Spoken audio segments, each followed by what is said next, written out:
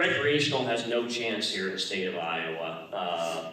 Medical side, we got a few bills out there this year that, trying to expand the dispensaries in the state of Iowa, to try to expand more access for those individuals who need that there.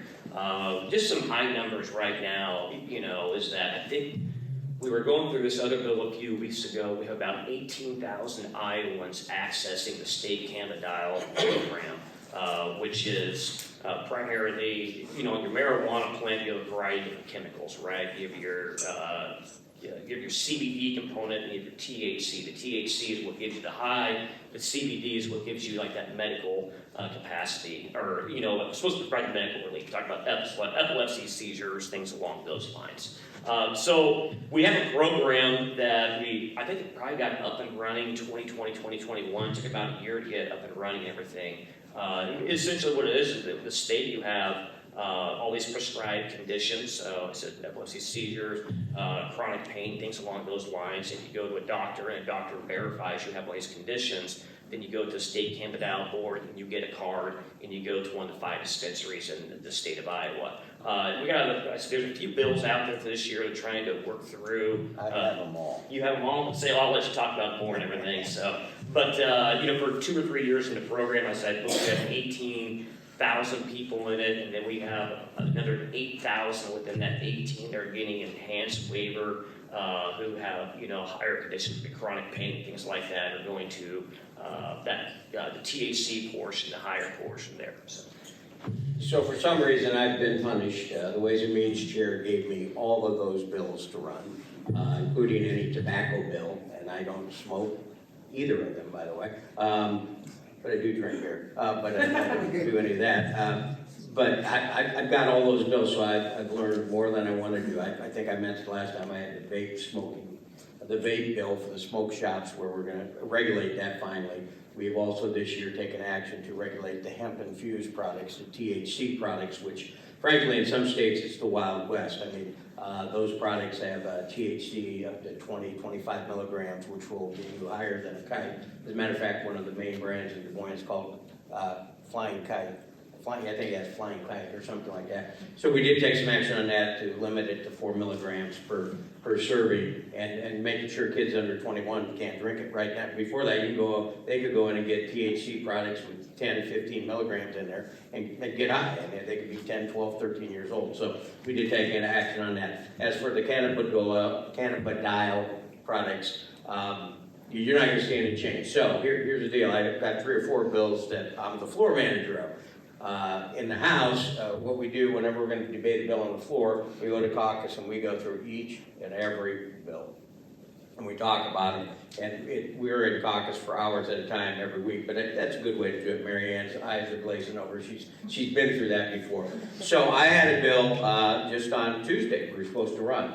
It called for so as Dan said, we have 5 dispensaries across the state of Iowa for the licensed medical cannabidiol products, that if you need it for epilepsy or you're older and have some other aches and pains, and you get it all approved to the doctor, very strict limits what you can have. There are 5 dispensaries. One of them is in Council Bluffs down the west end. They found a problem, and that is with our snowbirds.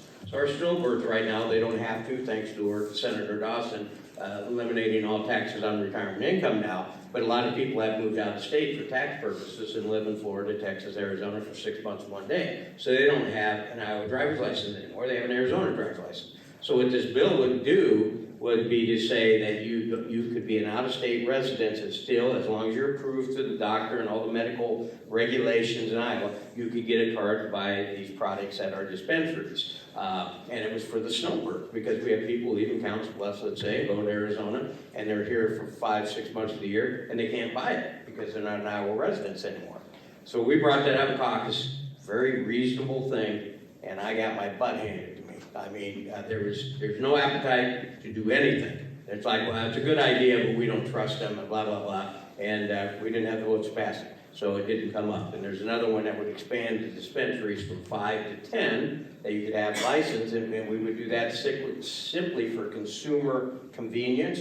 Because if you only have 5 across the state, you're somebody in rural Iowa with a child with epilepsy or something like that, you may have to drive 50 or 60 miles, and this would allow 5 more to be up.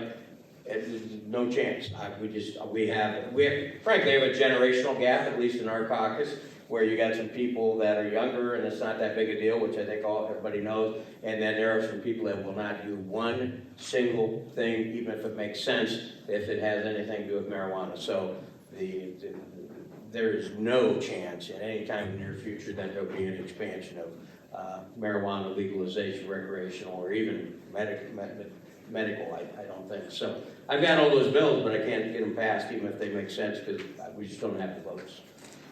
I have a question about that. Yes, sir. When it comes to the medical marijuana part of it, what have they talked about implementing as far as your Second Amendment rights implemented into that? If there's some states that if you have a medical marijuana card, you gave up your gun rights. I don't believe that's true in Iowa, and I haven't heard any talk about that. So no, I don't think that's an issue at all. Okay. Can I ask a question too? Sure. What are your guys' position on those bills? Like, would either of you vote for them? Those two I wouldn't have any problem with. I think the snowbird thing makes sense to me, and the customer convenience makes sense, but they're not going anywhere. But yeah, I'm floor managing them, and I try to get them through and work with the lobby and work with some people have real legitimate concerns, and it's just kind of a philosophical thing.